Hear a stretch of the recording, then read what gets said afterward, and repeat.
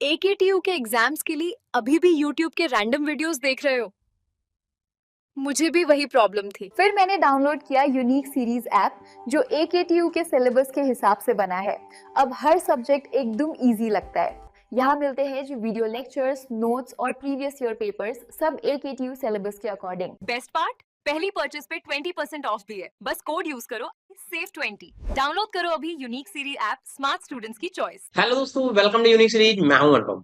जैसा कि दोस्तों आज हम डिस्कस कर रहे हैं मेजरमेंट एंड मेट्रोलॉजी, ओके, जिसका सब्जेक्ट कोड क्या है, बीएमई 701 है। जो भी हमारे मैकेनिकल इंजीनियरिंग स्टूडेंट हैं उनके लिए है, जो भी 7th सेमेस्टर में है ये उनके लिए स्पेशल टॉपिक है, ठीक है। तो जैसा कि हमने यूनिट 1 ऑलरेडी डिस्कस किया हुआ है, डिटेल से डिस्कस किया हुआ है, ठीक है। तो अगर आपने वीडियो नहीं देखा है तो जरूर देख लें। आज यहाँ पे हम बात करने वाले हैं यूनिट 2 के बारे में। तो यूनिट 2 को डिस्कस करने से पहले पहले हम देख लेते हैं कि आखिर हमें इस पूरे यूनिट 2 में क्या क्या हमें डिस्कस करना है, क्या क्या हम पढ़ना है, ठीक है। तो यहाँ पे हम पहले देखने वाले हैं टाइम रिलेटेड मेजरमेंट के बारे में। टाइम रिलेटेड मेजरमेंट में क्या है आपको पढ़ना है, स्ट्रोबोस्कोप क्या होता है, frequency measurement by direct comparison क्या है, एंड डिस्प्लेसमेंट मेजरमेंट किस तरीके से होता है।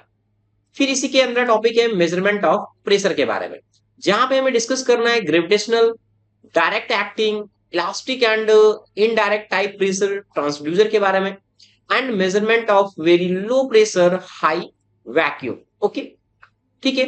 नेक्स्ट इसी में टॉपिक है स्ट्रेन मेजरमेंट के बारे में, जहां पे हम देखेंगे टाइप ऑफ स्ट्रेन गेज क्या है एंड उनकी वर्किंग क्या होती है, स्ट्रेन गेज सर्किट किस तरीके से होते हैं, टेम्परेचर कंपनसेशन क्या है, स्ट्रेन रेस्टेट क्या है, एंड कैलिब्रेशन, ओके।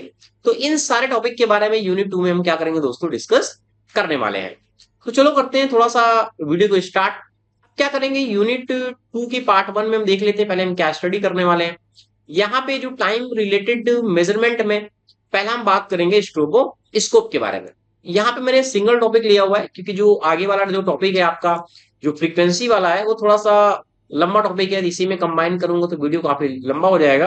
तो यहाँ पे सिर्फ हम एक टॉपिक के बारे में बात करने वाले हैं, जो हमारा टॉपिक है वो है स्ट्रोबोस्कोप। तो समझते हैं कि स्ट्रोबोस्कोप होता क्या है और किस तरीके से वर्क करता है, इसका वर्किंग प्रिंसिपल क्या है, सारे टॉपिक के बारे में हम यहाँ पे बात करने वाले हैं, ओके। तो यहाँ पे जैसा हम डिस्कस करेंगे स्ट्रोबोस्कोप, तो यहाँ पे पहला पढ़ते हैं कि क्या क्या गिवन है, फिर इसको हम जो डायग्राम बना हुआ है इसको देखेंगे तो आपको बहुत ही अच्छा क्लियर होने वाला है। यहाँ पे कहता क्या है, स्ट्रोबोस्कोप क्या होता है, ऑप्टिकल इंस्ट्रूमेंट है हमारा, जहां पे हम क्या करते हैं, जो स्पीड होती है, जो रोटेटिंग स्पीड होती है या रिसिप्रोकेटिंग स्पीड होती है, रोटेटिंग स्पीड है या रिसिप्रोकेटिंग स्पीड है, उसको क्या करता है, एक तरीके से उसको मेजर करता है, कैसे, विदाउट फिजिकल कांटेक्ट, यानी कोई भी कांटेक्ट नहीं करता। जैसे कि हम जैसे हमने देखा है जो गाड़ी की पहिया होती है, जहां पे मैं छोटा सा एग्जांपल एक तरीके से ले रहा हूं, यहाँ पे देख पा रहे हैं ये जो इंस्ट्रूमेंट है, ये स्कोप एक तरीके से है, ठीक है। अब क्या है, यहाँ पे देख रहे होंगे ये स्पीड रोटेट कर रही है। अब इसको हम क्या कर सकते हैं, मेजर कर सकते हैं कितना आरपीएम से ये मूव कर रहा है।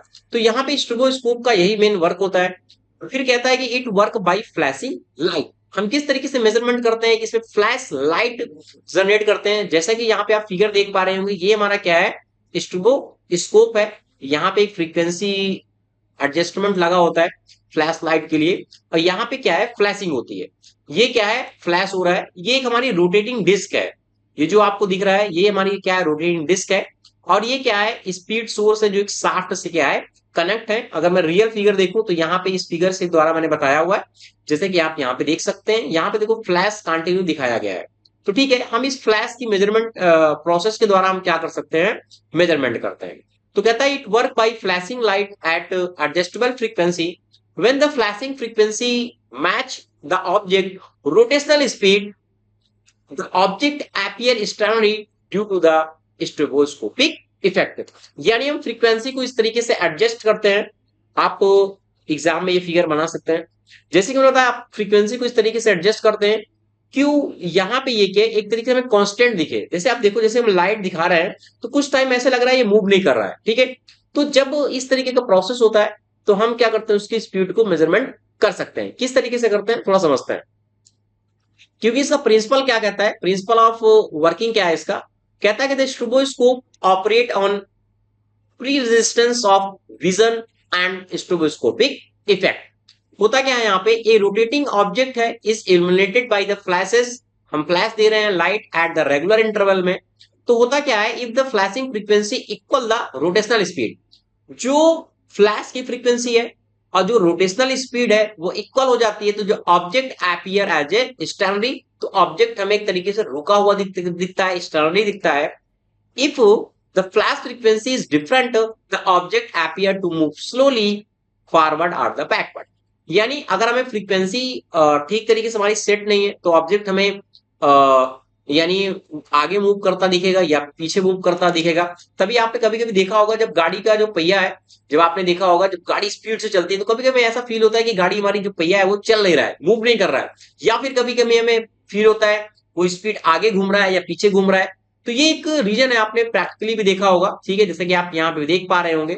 तो ठीक है, इस तरीके से हम क्या करते हैं, स्ट्रेबोस्कोपिक की हेल्प से उसकी जो आरपीएम है किस तरीके से मूव कर रहा है उसको हम क्या कर सकते हैं, मेजर कर सकते हैं। ठीक है, अब एक फिगर से मैंने यहाँ पे देखो दिखाया हुआ है, यहाँ पे फ्रीक्वेंसी क्या है, ऑब्जेक्ट कह रहा है कि the object appear to move if forward direction.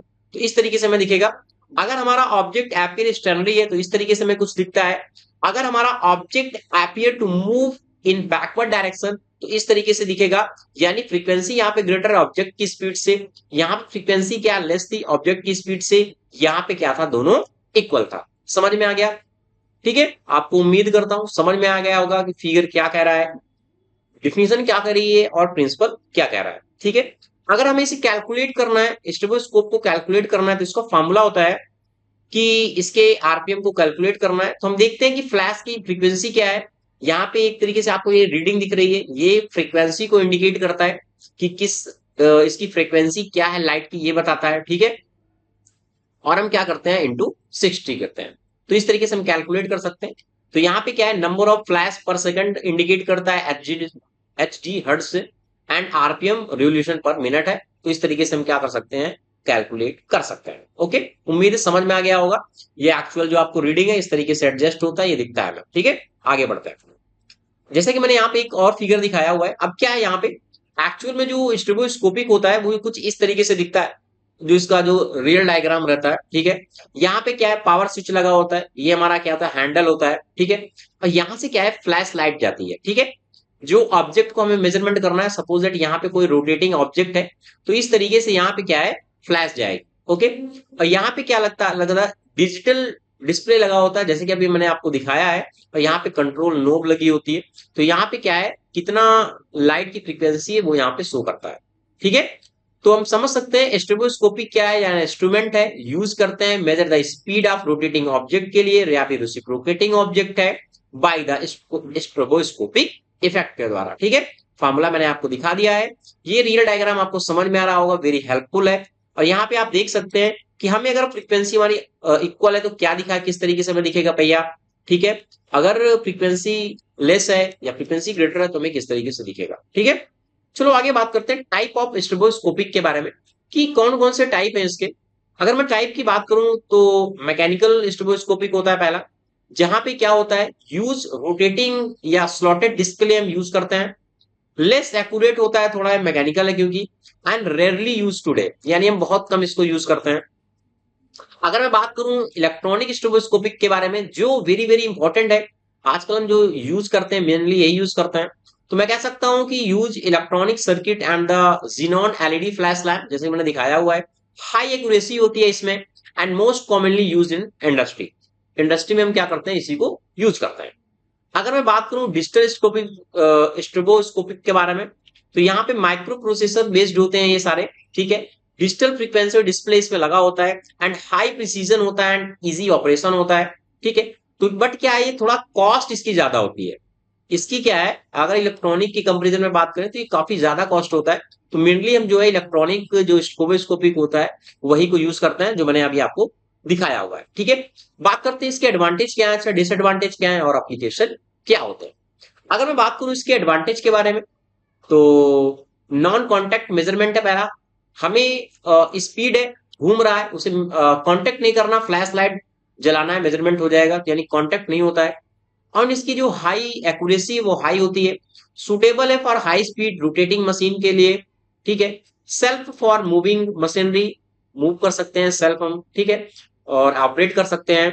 Can also be use to observe vibration and the motion, ठीक है। वो यानी हम इसमें ऑब्जर्व कर सकते हैं वाइब्रेशन क्या है उसको, मोशन को भी। अगर मैं डिसएडवांटेज की बात करूं, रिक्वायर प्रॉपर लाइटिंग कंडीशन। अब यहाँ पे क्या है, जो जिनॉन लाइट होती है वो प्रॉपर होनी चाहिए, नहीं तो जो स्पीड है वो एक्यूरेट नहीं बताएगा, तो ये हमें ध्यान रखना पड़ता है। हार्मोनिक फ्रीक्वेंसी में प्रोड्यूस मल्टीपल स्टर्नली इमेज, ठीक है, तो can not directly determine the direction of the rotation, तो ये भी हमें ध्यान में देना पड़ता है। परफॉर्मेंस में be affected by the ambient light, यानी परफॉर्मेंस हमें ठीक नहीं रहता कभी कभी अगर लाइट हमारी एक्चुअल में नहीं है, तो यानी जो मेन कंडीशन इसकी लाइट पे डिपेंड करती है, ऑपरेटिंग जो इसका मेन प्रोसीजर है, क्योंकि बिना कॉन्टेक्ट लाइट ही जा रहा है, तो हमें ध्यान में रखना पड़ता है, ठीक है। बात करते हैं थोड़ा एप्लीकेशन के बारे में कि कहाँ कहाँ हम इसको यूज करते हैं, ठीक है। तो आपने देखा, जैसे मैंने एग्जांपल बताया, मेजरमेंट ऑफ मोटर स्पीड है, उसकी मेजरमेंट हम कर सकते हैं। टरबाइन है, जनरेटर टेस्टिंग के में यूज कर सकते हैं। फैन है, ब्लोअर इंस्पेक्शन में।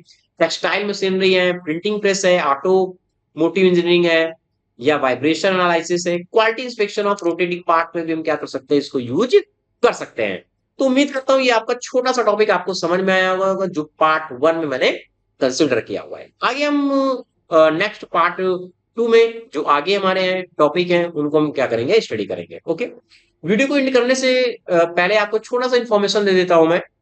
अगर आप सारे सब्जेक्ट एक साथ पढ़ना चाहते हैं तो पहले आप यूनिक सीरीज ऐप डाउनलोड कर सकते हैं, ठीक है।